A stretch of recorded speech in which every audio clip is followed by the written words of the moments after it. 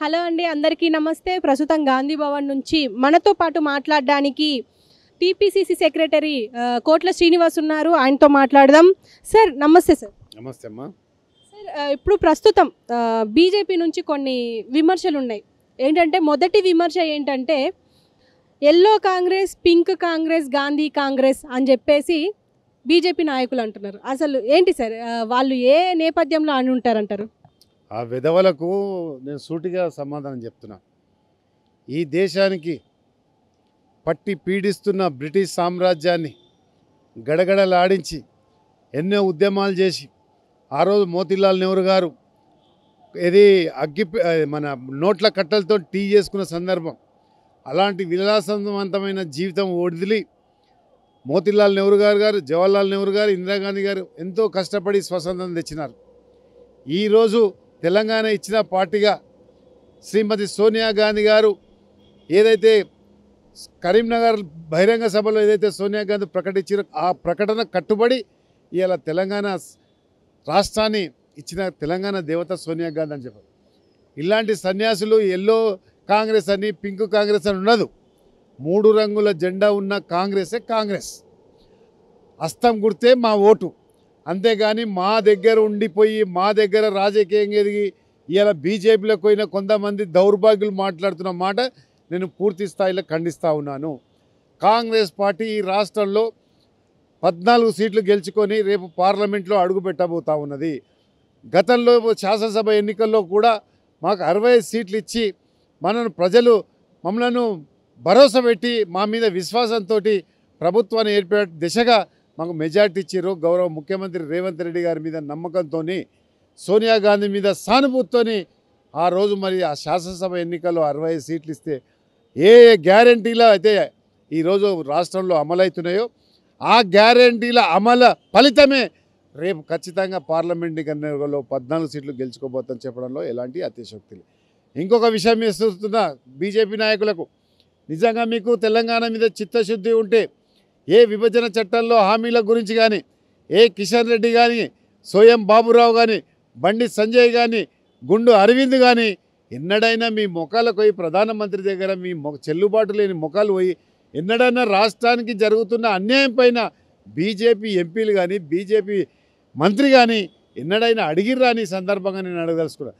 మీరు రాష్ట్రానికి ఏమి చేయలేని దద్దమ్మ సన్యాసులు రేపు మీకు ఏ విధంగా ఓటేస్తారు? ఏ విధంగా ప్రజల దగ్గరికి మీరు ఏ ముఖం పెట్టుకొని పోతాము? ఇలా కాంగ్రెస్ పార్టీ బాజాప్తా 6 గ్యారెంటీలు అమలు దిశగా మీరు చూస్తూ ఉన్నారు. ఈరోజు 33 జిల్లాల్లో మహిళలందరూ స్వేచ్ఛగా 0 అకౌంట్తో ఈరోజు మరి ప్రయాణిస్తూ ఉన్నారు. Gas cylinder తగ్గించినాం.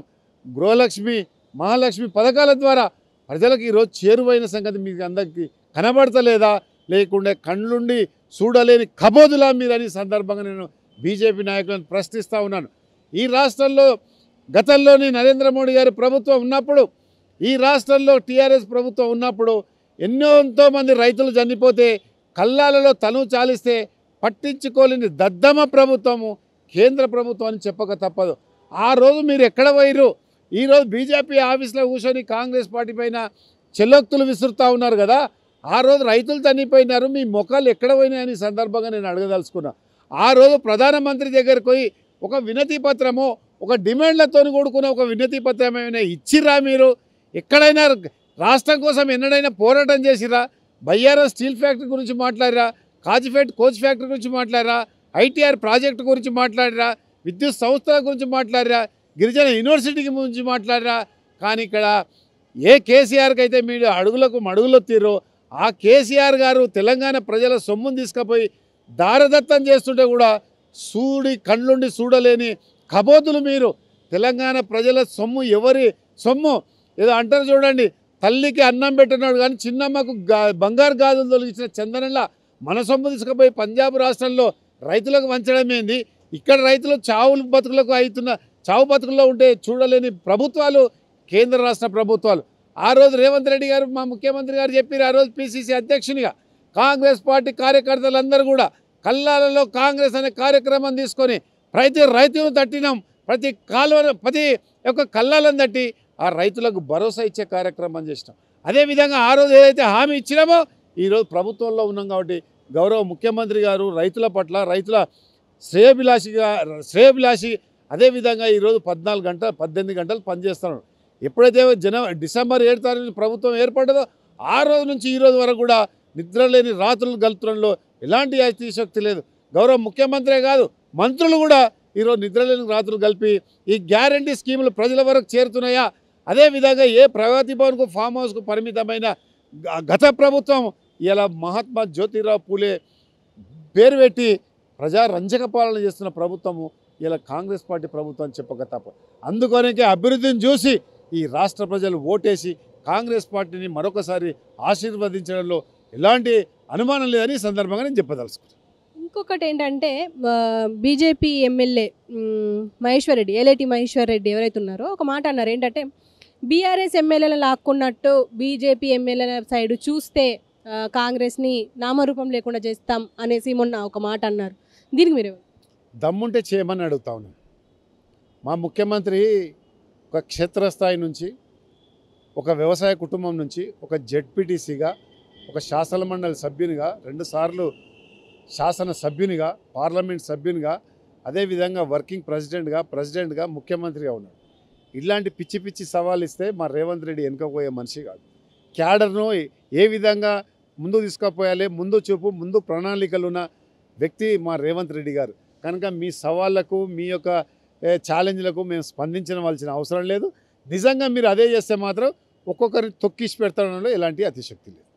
ఇంకొకటి ఏంటంటే విహెచ్ సీనియర్ నాయకుడు, అందరికి తెలిసిందే, లాయల్గా ఉంటారు కాంగ్రెస్కి. అలాంటిది విహెచ్ని కావాలనే కమెడియన్ని చేసిండ్రు కాంగ్రెస్ వాళ్ళు అని చెప్పేసి అటు బీజేపీ వాళ్ళు కానీ బీఆర్ఎస్ వాళ్ళు కానీ కాంగ్రెస్ మీడియానే చేసింది, కాంగ్రెస్ వాళ్ళే చేసిర్రు అని చెప్పేసి అంటున్నారు. దీనికి మీరేమంటారు? మా వి హనుమంతరావు గారు పెద్దలు, నాకు తండ్రి సమానులు. వారు ఎన్నో యువజన కాంగ్రెస్ ఉద్యమాలు చేసి ఉమ్మడి ఆంధ్రప్రదేశ్లో అటు ఎన్టీ రామారావు గవర్నమెంట్ కానీ చంద్రబాబు నాయుడు గవర్నమెంట్ కానీ ఎన్నో ఉద్యమాలు చేసి ఉద్యమాలకే ఊపిరి పోసిన నాయకుడు వి హనుమంతరావు గారు. వారు యువజన కాంగ్రెస్ అధ్యక్షునిగా, ప్రదేశ్ కాంగ్రెస్ అధ్యక్షునిగా, శాసనసభ్యునిగా, మంత్రిగా 18 సంవత్సరాలు ఈ రాష్ట్రంలో రాజ్యసభ సభ్యునిగా ఎన్నో హోదాలలో ఆయన పనిచేసిన వ్యక్తిని ఒక పెద్ద మనిషిగా, ఒక కురువృద్ధునిగా మేము గౌరవిస్తేనే తప్ప ఎవ్వరు కూడా ఆయనను జోకర్ను చేయలేదు, మీడియా చేయలేదు. ఆ ఏలేటి మహేశ్వర్ రెడ్డి ఒక పెద్ద జోకరు ఆ బీజేపీలో. ఎందుకంటే మా దగ్గర ఎదిగిపోయిన ఆ నాయకుడు ఇవాళ బీజేపీలోకి పోయినంత మాత్రం పునీతులు కాలేడు. మా దగ్గరగా జోకర్గా ఉండే ఆయన కానీ వి హనుమంతరావు గారిని ఎప్పుడు జోకర్గా చూడము. వి హనుమంతరావు గారిని ఆ పదాన్ని ఆపాదించాం. ఈరోజు గౌరవ ముఖ్యమంత్రి రేవంత్ రెడ్డి గారు కూడా ఇలా వి హనుమంతరావు గారిని, సోనియా గాంధీ గారు కానీ, రాహుల్ గాంధీ గారు కానీ, రాజీవ్ గాంధీ గారు ఆయన కుటుంబ సభ్యులు లేక ట్రీట్ చేసేది వి హనుమంతరావు గారిని. అలాంటి నాయకుడిని పట్టుకొని బీజేపీ నాయకులు మాట్లాడుతున్నది చాలా దురదృష్టకరమని తీవ్రంగా ఖండిస్తూ ఉన్నాను. నిన్న మొన్నటి నుంచి ఫిరోజ్ ఖాన్ గురించి ఒకటి బాగా వైరల్ అవుతుంది. ఏంటంటే కాంగ్రెస్ ఎంఐఎం దోస్తాన్ చేసింది కాబట్టి ఇలా జరుగుతుంది, ఎంఐఎం గెలవడానికి నేను కూడా హైకమాండ్ ఆదేశించింది కాబట్టి చేస్తాను, కానీ నా పర్సనల్గా మాత్రం ఎంఐఎంతోనే ఎప్పుడు నాకు ఫైటింగ్ ఉంటుంది అని చెప్పేసి అన్నారు. దానికి మీరేమంటారు? ఇప్పుడు ఒకటమ్మా, పిసిసి అధ్యక్షుడు గౌరవ ముఖ్యమంత్రి గారు వాళ్ళు చెప్పితేనే అది అలయన్స్. ఫిరోజ్ ఖాన్ చెప్తేనో, నేను చెప్తేనో, ఇంకోరు దారిలో దానే చెప్తానో అది అలయన్స్ కాదు. అది ప్రైవేట్, ఆయన వ్యక్తిగత అభిప్రాయం ఉండొచ్చు. పార్టీ వ్యవహారం, పార్టీ నిర్ణయము సోనియా గాంధీ గారు తీసుకుంటారు, రాహుల్ గాంధీ గారు తీసుకుంటారు, మల్లికార్జున ఖార్గే తీసుకుంటారు. రాష్ట్రానికి వచ్చేసరికి గౌరవ ముఖ్యమంత్రి గారు ఎవరితో అలయన్స్ ఉంది ఇలా బేజాబ్తా మేము చెప్పినాము. సిపిఎం ఉభయ కమ్యూనిస్టు పార్టీలు మాకు సహజ మిత్రులు అని చెప్పినాం. అదేవిధంగా రేపటి భవిష్యత్తులో ఏదైనా అట్లాంటిది ఉంటే గౌరవనీయులు మా ముఖ్యమంత్రి గారు చెప్తే మేము స్పందిస్తాం, కానీ ఫిరోజ్ ఖాన్ మాటలకు స్పందించవలసిన అవసరం లేదు.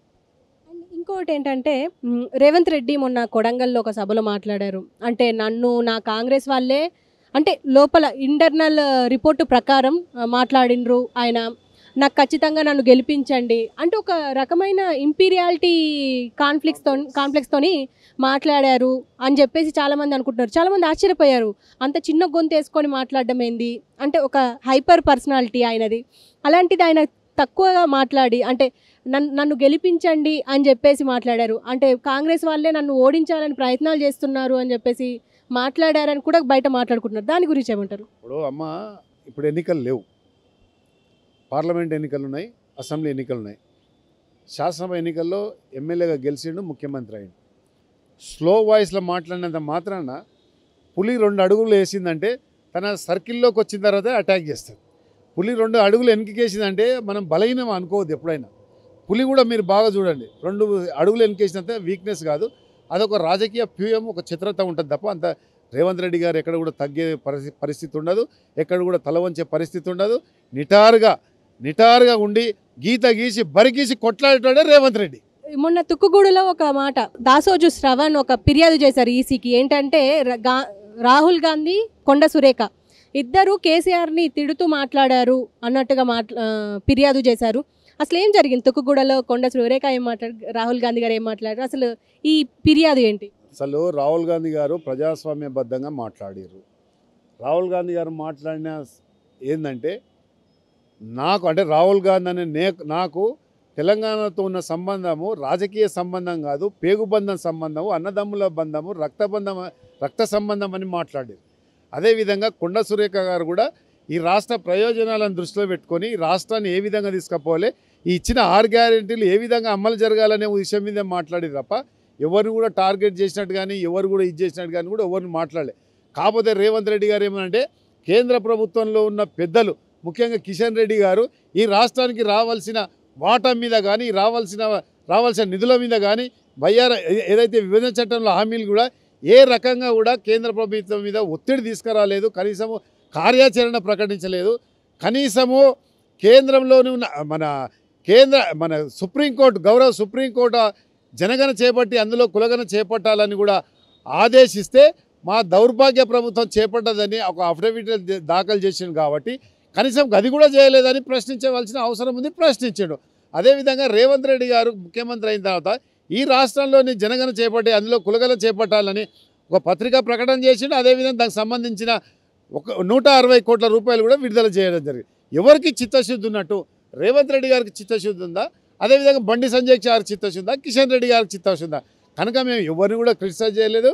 మా యొక్క నిర్ణయాలు మా యొక్క ప్రజలకు ఏ విధంగా తీసుకుపోవాలి, మా యొక్క గ్యారెంటీల మీద, అదేవిధంగా తెలుగులో మేనిఫెస్టో రిలీజ్ చేసి ఏదైతే కర్ణాటకలో ఆదర్శంగా నిలిచిందో, తెలంగాణలో మా గెలుపుకు సహకరించిన ఆ యొక్క మేనిఫెస్టో రేపు దేశవ్యాప్తంగా ప్రవేశపెట్టి తద్వారా ప్రజలకు దగ్గర కావాలని మాట్లాడేది తప్ప ఈ పనికిమాలను మాట్లాడిన దానికి పెద్ద అర్థం లేదు. అండ్ పోచారం కూడా ఇప్పుడు కానీ తర్వాత చూపిస్తాను ఆ తడాకేందో అని చెప్పేసి అన్నారు. మీరేమంటారు? ఇప్పుడు పెద్దలు పోచారం శ్రీనివాసరెడ్డి గారు కూడా పెద్ద మనిషి, సుదీర్ఘ అనుభవం ఉన్న మనిషి. ఇదే బండ్లు ఓడైతే మా శాసనసభ పక్షాన్ని విలీనం చేసుకున్నాడు, మీరు ఎక్కడ పోయిర్రు? మా యొక్క 21 మంది ఎమ్మెల్యేలు దాదాపు 19 మంది ఎమ్మెల్యేలను తీసుకుపోయినప్పుడు మీరు ఎందుకు మాట్లాడలేదు? ఆ రోజు కేసీఆర్ గారికి చెవు విండి ఇది తప్పు మనం చేసేది, రేపు భవిష్యత్తులో కూడా ఇట్లనే జరుగుతుంది అని ఎందుకు చెప్పలేదు పోచారం శ్రీనివాసరెడ్డి గారు? ఇవాళ మీకు నొప్పి కలుగుతుంది కాబట్టి మీరు స్పందించి భవిష్యత్తులో ఇది చేస్తాం అది చేస్తాం అనేది ఇప్పుడు గతంలో మీరు ఏం చేసింది దానికి సమాధానం చెప్పాలని నేను కోరుతాను. Okay sir, thank you very much sir.